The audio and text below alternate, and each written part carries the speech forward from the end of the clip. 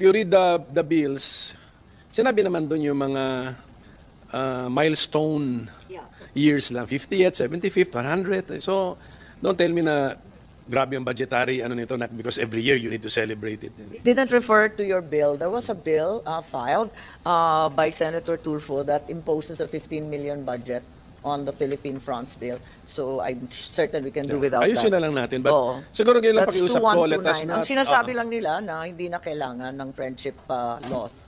My concern was that If they among do- these friendship bills, there isn't a single one that refers to the primary circle of friendship, ASEAN. There isn't a single ASEAN country Precisely. that's So we- declared we- here. Eh kung mag-friendship day, di ba dapat mag-umpisa sa barangay ASEAN? Pwede. Yes. Ganun yun. So we can do it sa ASEAN and then we can do it dun sa ibang ano. So Magandang araw mga kaibigan. Ayun po, napag-alaman natin na merong bill ni Senator Raffy Tulfo, nakabinbin sa Senado at nagkaroon ng hearing. Philippine-France Friendship Bill na nangangailangan ng 15 million budget per year. Grabe. Mabuti na lang at nandyan si Senator Amy Marcos, chairperson ng Committee on Foreign Relations. Nako, ayan, hindi nakapasa. Kay Senator Amy, tinawag ang mga representatives ng Department of Foreign Affairs, nagsalita sila, at ang posisyon ng taga Foreign Affairs is hindi na kailangan. Pwede nang i-celebrate yung ganong friendship ng France and Philippines sa pamamagitan ng presidential admin order o ano pa yan, just the president himself pwede na at hindi na kailangan. So, salamat pati si Senator Pimentel. Sumang-ayon din kay Senator Amy na hindi na kailangan. Kung kinakailangan man ng friendship bill with other countries, sabi ni Senator Amy, dapat magsimula dito sa ASEAN, yung ating mga kapitbahay, Malaysia, Philippines friendship bill, diyan tayo magsimula eh. Wala nga tayong friendship bill with our neighboring ASEAN countries, how much more doon sa France. So I don't know kung anong naisip ni Senator Tulfo na nag-file ng ganyang bill. Okay, basahin ko lang ang mga comments tungkol diyan. Una, Sionatic Bill, sabi ni Larry Ana. So sad, bakit napuno ng syunga-syunga ang Senado? Next, Brightstone Home Tutorials. Rap-rap, pinagkakakitaan mo ba ang pera ng gobyerno? Walang kwentang bill, makikinabang ba kami dyan? Sa dami ng hearing na ginawa mo yan talaga. Okay, may tinatawag na MEMA. MEMA pasa lang. Naalala ko ito si Terence. Maalala ko yung anti-taray bill.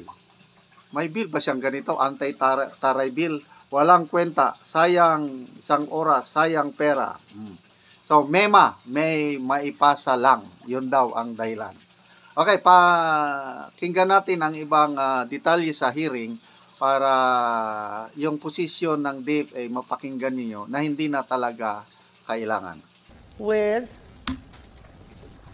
the bill of Senator Tulfo, I believe it's to do with France. Perhaps before going into the detail regarding the various Friendship Day bills, I'd like to primarily ask, do we actually need a law to declare a friendship bill? What is the use of such a law? Shouldn't there just be a presidential issuance? In my understanding, other countries do not legislate friendship bills.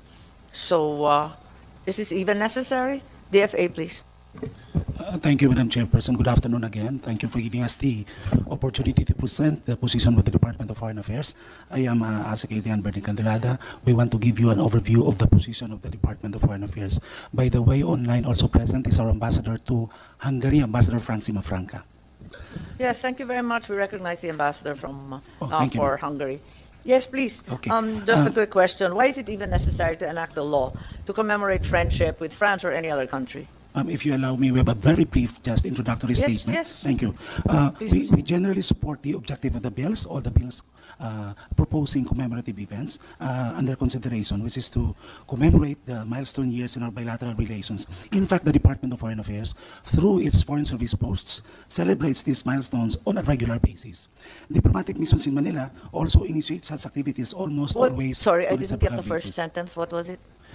We commemorate the milestone years in our bilateral okay. relations on a regular basis, which means on a regular basis, every 5 years normally, 20 years, 15 years, we do that. Sure. Okay. And also our diplomatic missions, president embassies here in Manila also do the same. Also, what? Do I the think same. there's Also do the same, sorry. also. Also initiate such activities. They Yes, also but these do- are activities. I know for a fact that Spain, for example, we have a Philippine-Spain friendship bill, but it appears that there isn't a counterpart bill in Spain. So other countries don't do this. Yes, ma'am. If you ask us if there is a legislation on the part of our other countries which we have diplomatic relations, we are not quite sure of that there is none. In fact, we are not aware of any legislation which also calls for a commemorative event as far as Philippine relations with a specific country. I think necessarily, as you indicated, we've always celebrated landmarks and years such as the 10th year, the 50th year, and so on. Parati naman talagang pinagdiriwang yon. Pero kinakailangan pa ba isabatas ito? Our position is that it is not necessary through Okay. legislation, ma'am. That's correct. If you- And also that the other countries do not legislate the same. Yes, ma'am. For example, the Philippines-Spain friendship is not declared likewise in Spain. Isn't that correct? For specific questions, I will ask our heads of geographic office to answer that, ma'am. But if you allow me, we have 2 more arguments to present to you. Your To just- arguments are pro or con? More code, ma'am. Yes, correct. No, it's fine. It's just a Okay. yes or no. Such The commemorative. authors aren't here in the first place. We also think that the proposals like this would entail general appropriations on a regular basis. Yes, And there's a level of concern with can the be costly. first one, which is the Philippine-France one. It involves 15 million and also falls under one of the cultural affairs groups under the NHCP and not the DFA, which I thought was peculiar as well. In fact, for us, due to our tight fiscal policy, it is more prudent for us to do these things on not every year, but on significant years like 15, 20. That's correct. Yes, what I know is 50 years is usually the operative time frame, di ba? Thirdly, ma'am, we have also to take into consideration the political sensitivity of this proposal. Of course, other countries would ask why we are only doing this to several countries, not to others. So there is a political sensitivity component into this proposal. Yes, I think there's a level of concern with regard to the Philippine-Israel Friendship Day. This might not be the best time to do so, to pass such. For other questions, yes. For other questions, ma'am, we have the heads of our ASPAC, our Middle East, and our European affairs to address some of the questions, specific questions. Thank you. Okay, that's great. Is there anyone else who would like to weigh in on the propriety and necessity of passing Friendship Day bills with various countries? Anything else you'd like to add? Firstly, we don't have any friendship bills with ASEAN, which should be the first circle of friendship. Wala namang ganun, di ba? So I'm a little curious as to the need for this. Sige. And if absolutely necessary, if there's some urgent, compelling, and very important reason to declare a Friendship Day, surely an executive issuance from the President would suffice. What are your thoughts, DFA, please? Definitely, yes, ma'am. It doesn't have to be through legislation. It can be done through an executive order, administrative order, or maybe in fact, Nothing at all. I mean, you just celebrate it, on right? the part of the Senate or Congress, you can pass also a resolution. Yes, which we declaring- have which on we have occasion on upon basis. visits by the foreign minister or the counterparts in the foreign senates. We've done that regularly. That's correct. Yes, ma'am. That's good. Thank you. So we can have a very short hearing. This is great. Okay. So you're saying bills 1 to 8 may no longer be necessary. Coco. Oh, now the author is here. the position, Coco, of the DFA is that there is no need to declare friendship days, and that in fact the counterpart countries, such as Spain, have never declared friendship days, even if we have a Philippine-Spain friendship day. Sa Spain, di naman nila ginawang batas. So perhaps it's not necessary, and it might impose undue budget burdens on us to compel us year on year to celebrate, when the usual practice is every 50 years only. Thank you, Madam Chairperson, for scheduling and the bills for hearing. Well, number one, we determine our own acts. I mean, if Spain does not do it, so why does that determine what we should do or not do? Di ba? And if you read the bills, sinabi naman doon yung mga milestone years lang, 50th, 75th, 100th. So, don't tell me na grabe yung budgetary ano nito, not because every year you need to celebrate it. It didn't refer to your bill. There was a bill filed by Senator Tulfo that imposes a 15 million budget on the Philippine fronts bill. So I'm certain we can do without Ayusin that. na lang natin. But Oo. siguro ngayon lang That's pakiusap ko, let us 2129. not... Ang sinasabi lang nila na hindi na kailangan ng friendship law. Actually, marami na rin tumatawag sa akin ng mga ambassadors, and they appreciate it actually. Basta ang point ko lang, let not state practice by another state determine what we should do. Di ba?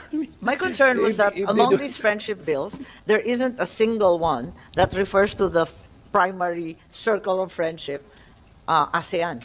There isn't a single ASEAN Precisely. country So that's we- declared we- here.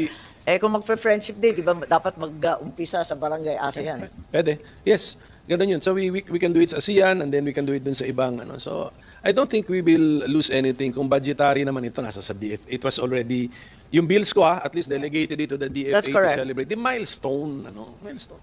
That's Yung iba nga, correct. kunyari 73rd na yung iba, say you celebrate the 75th, you no longer celebrate the 50th. Lampas-lampas na yung iba. O maraming lampas-lampas na. So yun lang po. So maybe, Madam Chair, if they can just study it in detail. Basta may pattern naman yung bill ko eh.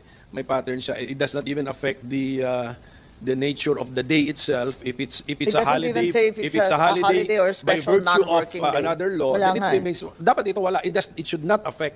It's just a declaration, a commemoration, a marking of the friendship with another country. Yes, I think, for example, the